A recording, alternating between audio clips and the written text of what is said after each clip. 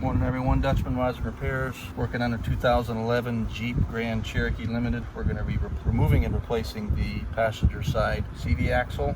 Let's go ahead and get the wheel off.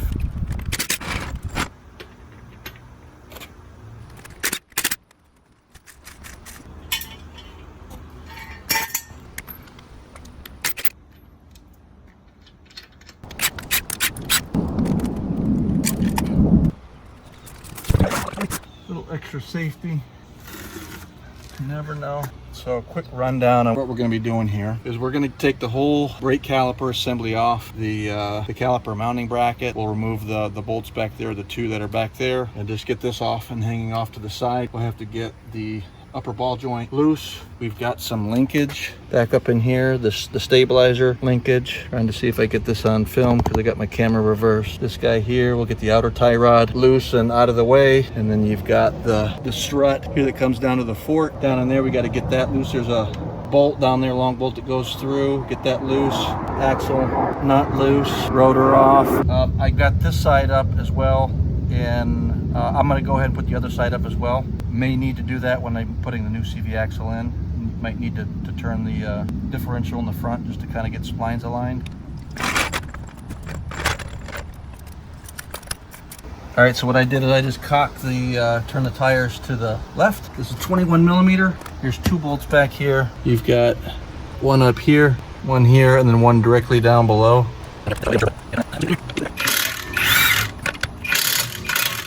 Let's loosen up that bottom one. There's a million different ways people choose to go about removing everything. Some people have already got the axle nut off. Just gonna rock this back and forth until we get it loose there. For now, we'll just hang it up there. So I think next we'll go ahead and get the wheel turned to get this kind of straightened up. Don't be surprised if this axle nut's a little challenging to get off. They are on there pretty good.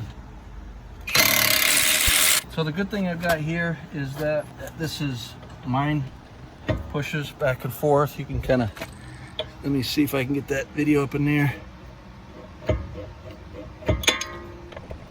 And all I'm doing is pushing on here. If yours is froze up a little bit, you might need to spray some penetrating lubricant or something back up in there. And there also, if you look in the very end, there's a little divot in the very end.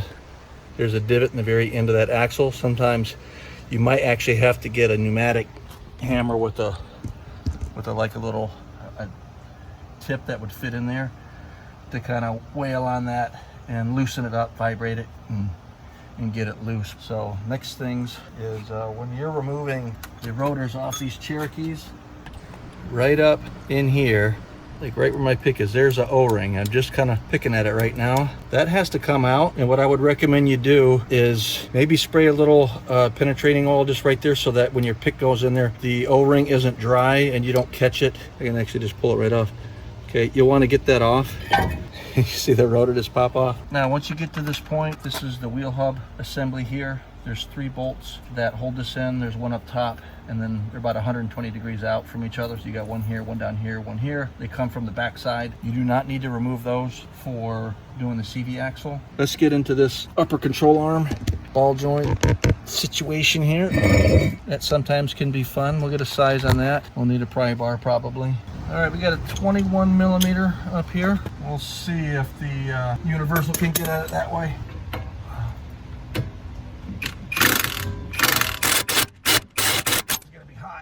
Probably should have not taken it off all the way. The reason being is that can snap off. I mean, these will separate and your knuckle will come flying in your face, and trust me, you will have a fat lip. Actually, you'll probably have more than that. You'll probably be missing some teeth. Just a couple threads. And here's why I say that, because if you run that too far up in there, when this separates, the spindle that's part of this upper control arm on this upper ball joint will lose its seating friction and pressure inside the knuckle, and typically will spin on you. And then you got to get a pry bar up in here and push down, so you push this, kind of recreate that pinch point to get it all loose. But so that's why I say that. So don't run it up too far. Don't just leave it on one thread. Give yourself, 2-3 threads or so.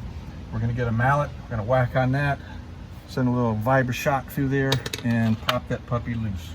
All right, let's rock and roll.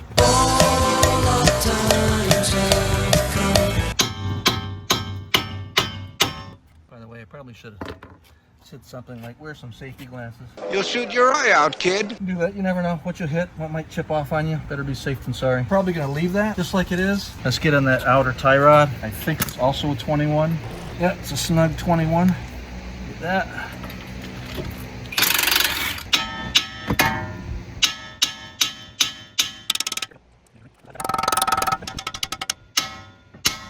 There we go. Yeah, this sucker this one had a little attitude. Little attitude. Alright. Not in there. I'm gonna go grab a bungee cord to get that out of the way. Yeah, the next fun thing is these freaking the stabilizer linkages. I hate those. I think I said that in my last video. Oh, here we go. Let's get the linkage done.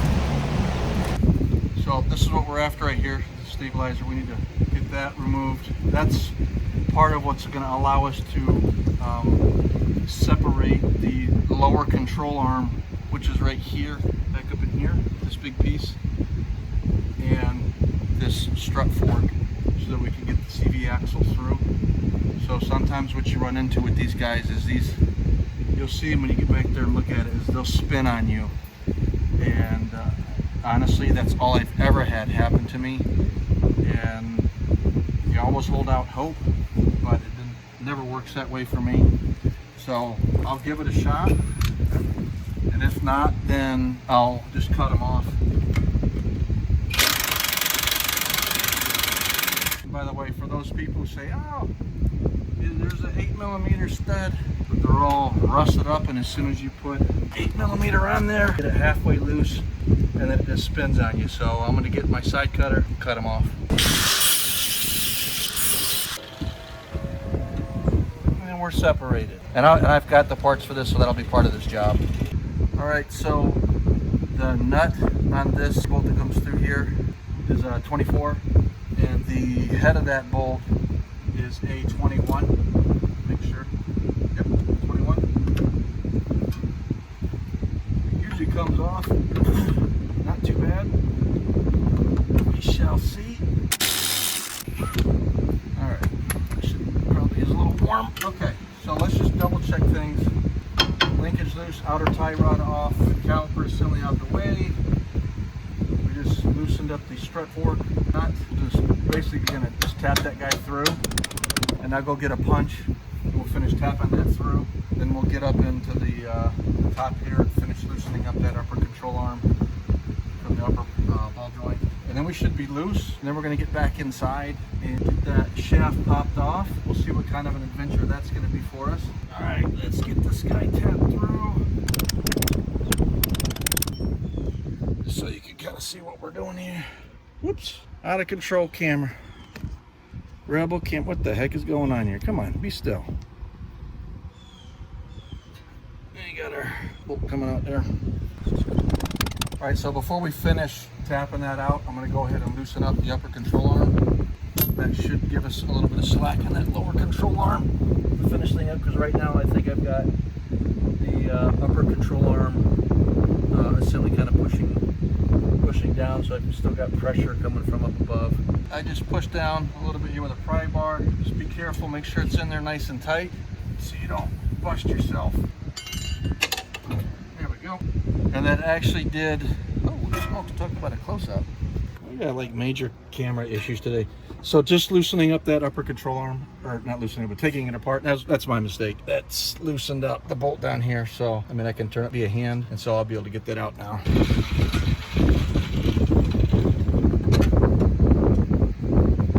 All right, that's out. So as you can see, we've got things loose here.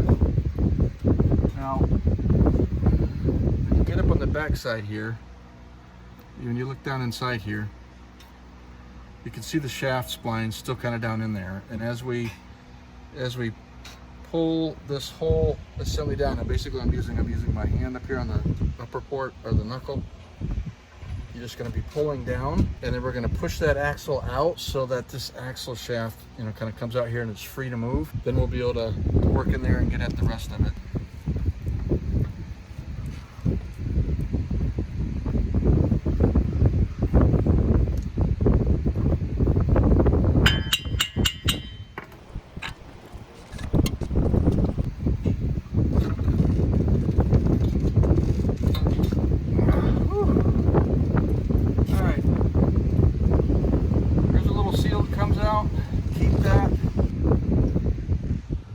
So we got that out, and that was, I mean, I leaned all the way, I was putting my body weight all the way down in there to get that sucker down there, because it's also down in here is where we're looking for clearance to get the axle, kind of the intermediate shaft portion out of there. But at this point, we want to break loose inside. All right, so we're back underneath the vehicle, and this is what we're looking for right here. We got to get this guy here separated, and we're going to try the pry method first. There is not much of a gap up in there, I can tell you right now.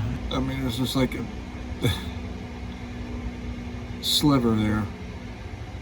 I probably won't be able to show this on video. I apologize in advance for that, but I'm going to have to work some kind of a... You want to be careful of that seal. I don't want to damage the seal up in there.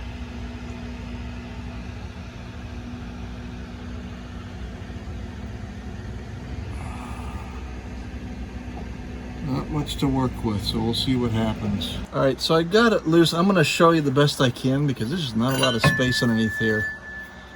I have the CV axle like separator kit, but there's not enough room up in here. I mean, you can see my fingers. You got this support piece or what coming from the I guess that's the differential. There's not a lot of room there.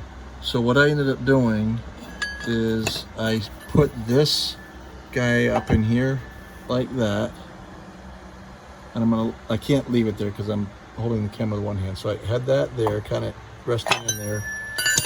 Then I took my pry tool and went on the other side of it, and then pried, because that distance right there, it's too much for the pry tool. But you can see, I'll try it. Oops. I might have to work it a little bit more. Oh, there we go. I just want to be careful I don't damage any seals, so I'll need to get on the outside of the vehicle and then just slowly work that out. Do the best I can there to capture that. So at this point, I'm just gonna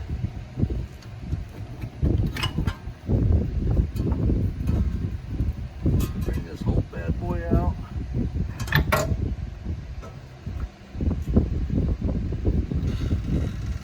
We'll go ahead and push that steering knuckle all the way down.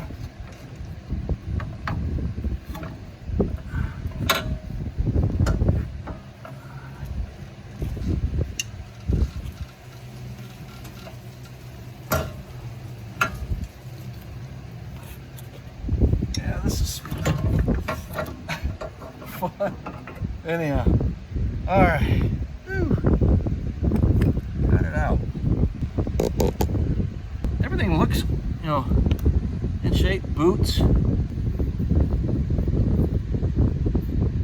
The splines don't look overly bad, but just like on the driver's side, you're not going to probably see it on the video, but maybe just a little bit. There's some wear on there. 156,000 miles, so they're a little flat / rounded out on both sides. So let me move the camera down here. Not necessarily a 911. Interesting, a little bit of little bit of slight notching here. But again, that could just be wear, for crying out loud. I guess a lot of miles. My camera stand keeps getting flatter and flatter. So all the way inside there, you see that where this axle came out. There's a seal there. You want to make sure that you don't damage that. Super important. Get a little bit of fluid out there. Don't exactly like the look of the fluid, so there may be a fluid change in my future for the differentials, front and back, and the tranny as well. But at this point, I'm just going to do some wiping down on things and then get the new axle put back in. I think while I'm right here, I got things kind of loose. I'm going to go ahead and cut these links off. Wow. Things are kind of out of the way. Got a few things not pushing up against other things, so let's go ahead and do that. I'm not not going to give a plug for Harbor Freight or anybody else. This is definitely a cutoff tool. It's something that I would highly recommend. You get in your toolkit. This has come in handy so many times. It's, you know, I don't know, $40 or something at Harbor Freight, and it has been such a saver when it comes down to those moments when you know you can't get a you know, frozen bolt or nut off and rusted whatever, and you're like, what do I do? And being able to remove something should be an option in your toolbox.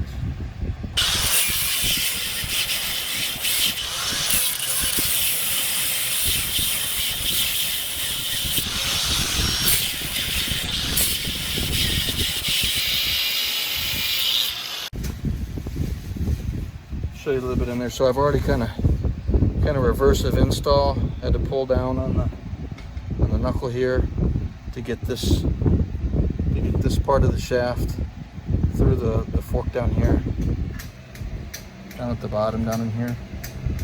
Just very gently work the shaft all the way up inside there. Just very gently work that up in there.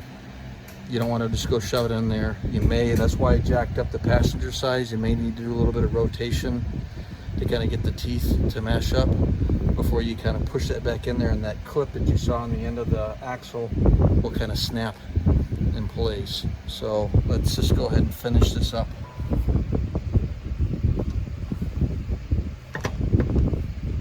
Just like that. It does not take a lot of effort whatsoever. You may have to, you know, just slightly turn, and that's again why the passenger driver's side wheels are up as well, and then you're in there. So what I'm going to do at this point, I'm going to get a little bit of grease on the splines here, and then I'm going to get it fed down into the hub assembly. Again, pulling down on the knuckle and feeding that through. A little bit of a workout, but that's all right. Before I get ahead of myself, you guys remember that little flat seal thing? It did not come with the kit or with the new axle. I'm going to put a little bit of grease on that, put it back on the same way it came off, where it rests as well. Just a nice, easy coat of grease down in there. As you can see, I'm not putting a lot. I'm covering 3 or 4 of those splines. All right, time for a workout.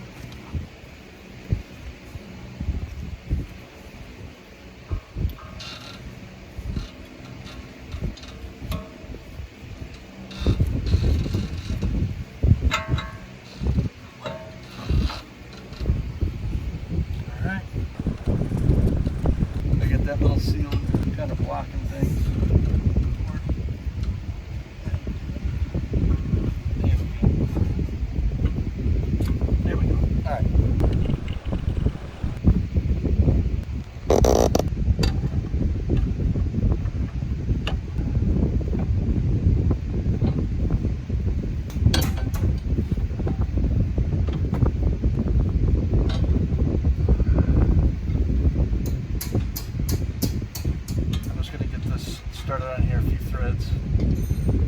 Probably need to do this very same thing to pry down when you're tightening this, or you'll get this little spin on you. That will at least hold that in place where you want it. All right, so at this point, it's really just a reassembly of everything that you took off. You got the new links that have to go in here, from here down to here. You got the fork and the carrier bolt that have to go in here. The outer tie rod. You've got the brake caliper over on the other side here, and of course your axle nut, then getting tightened down, getting your rotor back on. Sorry, get your rotor back on, and get your brake caliper on there, and so on and so forth. I'm going to go ahead and go through the torque specs on each one of these bolts, because there's actually another video that I'm shooting as a part of this project where I'm actually replacing the wheel hub and the backing plate or the dust shield. So there's no sense in me putting everything back together again just to do that. But let me at least get you torque specs. So the clevis bolt and nut, that's it's not a carrier bolt. Sorry about that. The clevis bolt and nut are 125 foot-pounds. That's just the big guy down here. The upper control arm, 55 85 foot-pounds. The axle nut here, that goes to 100 foot-pounds. The link bolts that go here, this is the one I take with a grain of salt, okay, because the torque specs that I've read up on claim that the top one should go to 100 foot-pounds and the lower should go to 85 foot-pounds. I have not done that. And no good reason other than that whole spinning thing. That's the thing I'm nervous about. And so I basically tighten those down with the impact, and when the impact's done, I'm done. And that's all I'm going to say on that, okay? The caliper and wheel hub or assembly bolts, those two bolts, those go about 145 foot-pounds. I've seen specs in here from 144 to 148. So do with that what you will. And then lug nuts, tighten those down good. I don't have the specs on those right off the top of my head. But make sure you get the wheel speed sensor cables all reconnected. And double check everything. Make sure you've gone